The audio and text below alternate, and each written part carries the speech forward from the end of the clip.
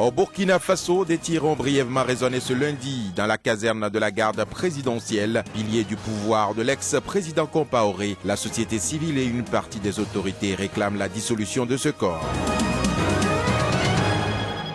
Au Burundi, malgré une large réprobation internationale et le boycott de l'opposition, le pouvoir burundais a organisé ce lundi des scrutins législatifs et communaux sous haute tension. En Côte d'Ivoire, l'immeuble appelé la Pyramide, véritable chef-d'œuvre architectural des années de gloire du pays, a été la cible d'un incendie la semaine dernière. On ne déplore aucun dégât en vie humaine.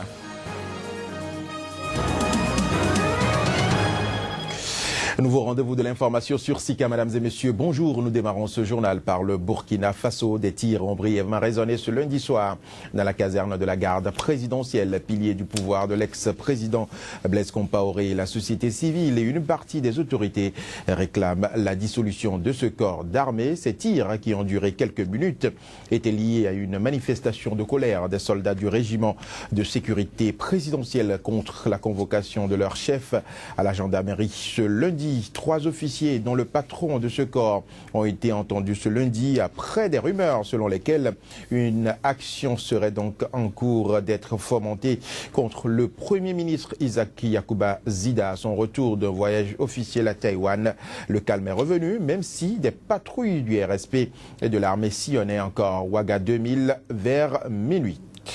Le Burundi, à présent, malgré une large réprobation internationale et le boycott de l'opposition, dénonçant donc une parodie d'élection, le pouvoir en place a organisé ce lundi des scrutins législatifs et communaux sous haute tension, se flattant même d'une mobilisation massive, pourtant peu visible dans la capitale Bujumbura. Reportage.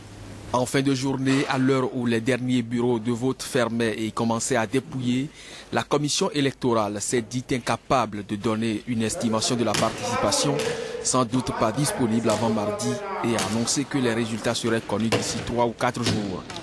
Mais la victoire annoncée du parti au pouvoir CNDD-FDD ne sera ni reconnue par l'opposition burundaise ni par la communauté internationale qui a dénoncé le climat préélectoral délétère et demandé un report des élections, y compris de la présidentielle. Mais fidèle à sa ligne de conduite ces derniers jours, le pouvoir est resté sourd aux pressions.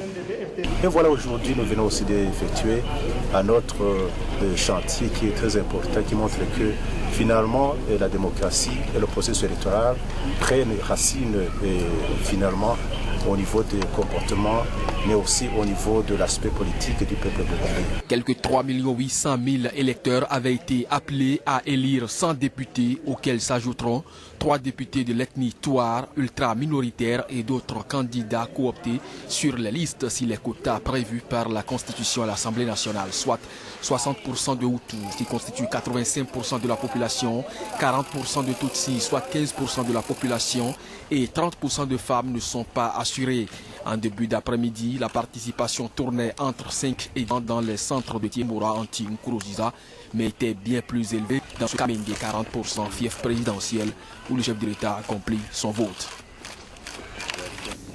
Au Bénin aussi, on a voté dimanche dernier, 48 heures après les élections communales, municipales et locales. L'heure est à l'acheminement des cantines vers le siège de la commission électorale et à la compilation des premiers résultats. Si, au niveau du sud du pays, le problème ne se pose pas avec acuité, dans le nord bénin, le convoyage des cantines vers la commission électorale nationale autonome se fait pratiquement à pas de tortue. Une situation qui s'explique et qui ne portera pas pour autant préjudice aux opérations de dépouillement, à en croire Rufin Godjo. Il est le directeur de la logistique de la Sénat. Il s'explique ici au micro de Joël Yetonji et Floris Dossa. Il est difficile à ce stade de donner un chiffre précis par rapport au pourcentage. C'est encore très faible, ce qui se comprend aisément. C'est un jeu de déplacement par rapport à une distance. Le Bénin s'étend quand même de l'océan Atlantique jusqu'au niveau de Malanville.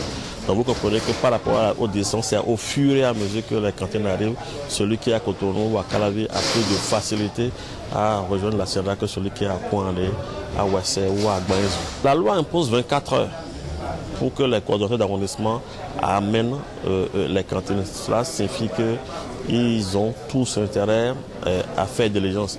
Mais de façon objective, au-delà des dispositions légales, les cantines qui quittent Kouandé, ce n'est pas sûr que dans le délai, ça puisse venir à Cotonou ici. Donc c'est des dispositions qu'on prend en considération. Dans la pratique, on réalise qu'au plus tard 48 heures, toutes les cantines sont déjà à la Sénat et nous maintenant nous faisons le rangement pour envoyer à la haute juridiction. En l'occurrence la Cour suprême, leur cantine, et à notre niveau maintenant on commande l'ouverture et les dépouillements pour faire la computation élection par élection dans le cas d'espèce, c'est-à-dire les communales d'abord, puis après les locales. En Centrafrique, la présidente de la transition centrafricaine, Catherine Samba Panza, a officiellement lancé ce lundi les opérations de recensement électoral dans la perspective d'une présidentielle et des législatives annoncées pour le 18 octobre dans son pays, toujours très instable. Ce enracinement des électeurs doit s'achever le 27 juillet prochain dans un pays où les infrastructures routières sont dans un état déplorable et où des bandes armées sévissent toujours dans certaines régions de l'Ouest, de l'Est et de Nord du pays. Néanmoins, ce recensement doit permettre, selon l'autorité nationale des élections, de doter les électeurs d'une carte permettant de participer à la présidentielle et aux législatives, mais aussi à un référendum constitutionnel prévu pour le 4 octobre prochain. La Côte d'Ivoire, à présent, l'immeuble communément appelé la Pyramide, véritable chef-d'œuvre architectural des années de gloire du pays, a été la cible d'un incendie la semaine écoulée.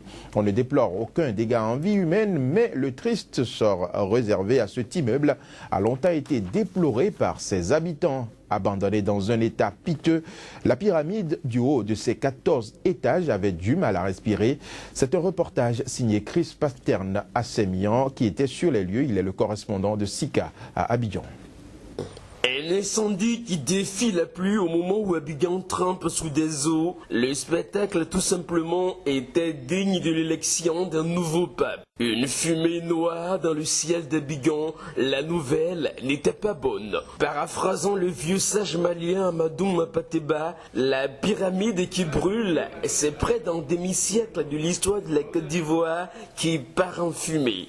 Le commandant Issa Sako et ses hommes du groupement des sapeurs-pompiers militaires de la caserne de l'Indénié, après 2 heures d'intervention, ont pu circonscrire l'incendie.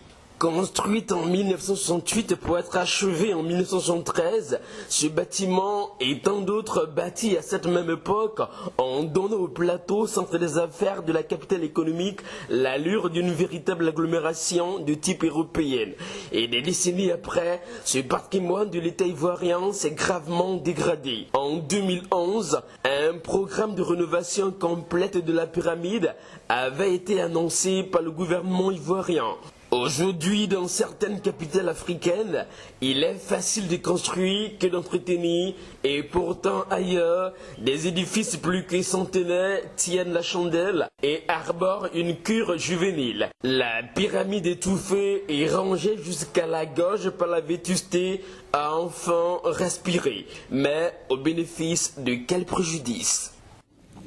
La Tunisie a annoncé les premières arrestations en lien avec le pire attentat djihadiste de son histoire, comme il y a 3 jours contre des touristes dans un hôtel sous l'œil d'agents armés cagoulés. Les ministres allemands, français et britanniques de l'Intérieur, accompagnés de leurs homologues tunisiens, ont également rendu hommage ce lundi sur le lieu du carnage. Autres en 8 personnes tuées et autres en 9 blessées dans l'attaque. Par ailleurs, il faut préciser que le ministre de l'Intérieur tunisien avait annoncé l'arrestation d'un premier groupe du réseau qui était derrière ce acte criminel, en faisant allusion bien évidemment à l'auteur de l'attaque revendiquée par le groupe djihadiste État islamique. Le Japon, pour terminer cette édition, un incendie involontaire à bord d'un train à grande vitesse a fait ce mardi matin très tôt 2 morts et plusieurs blessés près de Tokyo, la capitale. Il s'agit apparemment d'une tentative de suicide, un incident sans précédent au Japon, ce pays fier de la sécurité hors pair de son réseau ferroviaire. L'instigateur, qui n'a pas été identifié, serait âgé de 71 ans. Selon des témoins, il se serait arrosé d'un liquide inflammable avant d'allumer un briquet et de mettre le feu. Son corps brûlé a été retrouvé, ainsi que celui d'une femme quinquagénaire, tous 2 décédés selon les autorités. Voilà donc pour les informations de ce jour, madame, monsieur. Dans un instant, je retrouve Joël Yetonji pour la revue de la presse africaine parue ce mardi 30 juin.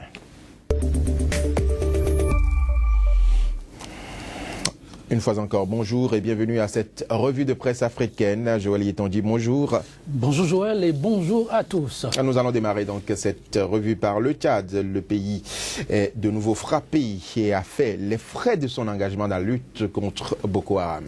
Tout à fait, l'information est relayée par bien de journaux. Nous démarrons avec Jeune Afrique qui parle de nouvel attentat kamikaze à N'Djamena, un chef de Boko Haram arrêté. Tchad Info dresse un bilan de 11 morts, dont 5 policiers, 5 terroristes et un informateur. N'Djamena a nouveau frappé.